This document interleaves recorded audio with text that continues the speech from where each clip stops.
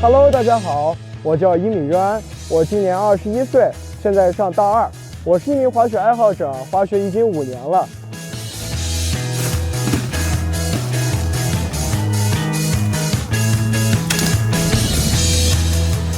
好，来用力往前推，对，好，不错。在大学期间呢，考了一个教练证，然后假期来做兼职教练。